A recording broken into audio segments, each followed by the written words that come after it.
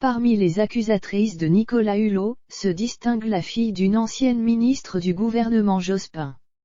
Sa mère ne dit pas son nom mais a accepté de se confier dans les pages de Paris Match pour relayer le témoignage de son enfant et la soutenir. Les faits, prescrits, remontent à 2006, lorsqu'il était en campagne pour la présidentielle. L'affaire Nicolas Hulot a mis en lumière une omerta qui touche les milieux de la télévision et de la politique. Star de TF1 et ancien ministre de la Transition écologique sous la présidence d'Emmanuel Macron, il fait face à des accusations de harcèlement, agression sexuelle et viol par plusieurs femmes, dévoilées dans une enquête d'envoyé spécial le 25 novembre dernier. À présent, Paris Match s'intéresse à celles et ceux qui savaient.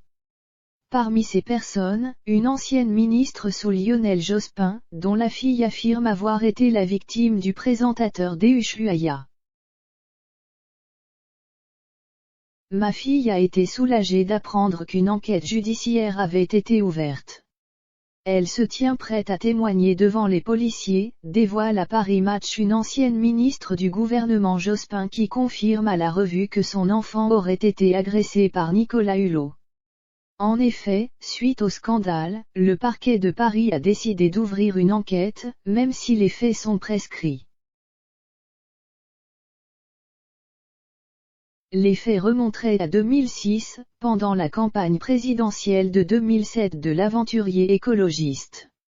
Il lui avait donné rendez-vous dans un appartement parisien. Elle ne s'est pas méfiée, parce que je le connaissais bien. Les jouets de ses enfants traînaient par terre, raconte la femme politique à Paris Match.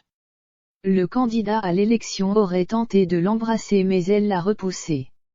Il l'aurait poursuivi alors autour du canapé. Elle a essayé de s'enfuir mais la porte, fermée à clé, a résisté. Quand elle a réussi à partir, elle s'est retrouvée pieds nus. Elle était furieuse, elle l'a raconté ensuite en le traitant de pauvre type. Il avait osé lui dire que à lui, on ne disait pas non. Se souvient l'ancienne ministre à Paris Match. Cette dernière assure qu'elle n'a jamais cherché à dissuader sa fille de parler, car c'était ce qui était dit sur RMC le matin de la diffusion des envoyés spécial. Nicolas Poincaré déclarait alors, cette fille de ministre a longtemps hésité à témoigner. Elle a même une fois donné rendez-vous à la journaliste des envoyés spécial avant de décommander alors que l'équipe de France 2 était déjà dans le TGV pour rejoindre la jeune femme chez elle dans l'Est où elle vit. Sa mère, à l'époque, l'avait encouragée à ne pas témoigner mais finalement, elle avait fait le choix de tout raconter. Son témoignage n'apparaît finalement pas dans le magazine d'Élise Lucet sur France 2. Cependant, l'ampleur prise par l'épisode des envoyés spécial a permis à de nombreuses femmes de parler, comme Maureen Dor, qui se présente comme une victime de Nicolas Hulot et a publié une lettre puissante.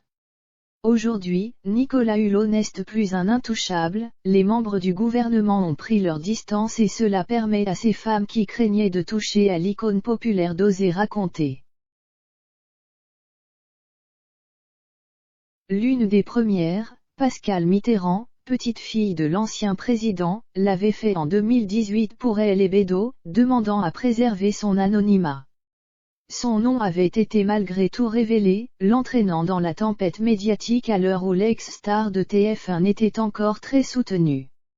Aujourd'hui, les femmes qui accusent craignent de moins en moins à révéler leur visage, comme celle qui attaque une autre légende du PAF, Patrick Poivre des Arvor, ami de Nicolas Hulot avec qui il aurait participé à un jeu choquant révélé par Paris Match. Nicolas Hulot reste présumé innocent des accusations portées contre lui. Retrouvez l'intégralité du dossier dans le numéro du 2 décembre de Paris Match.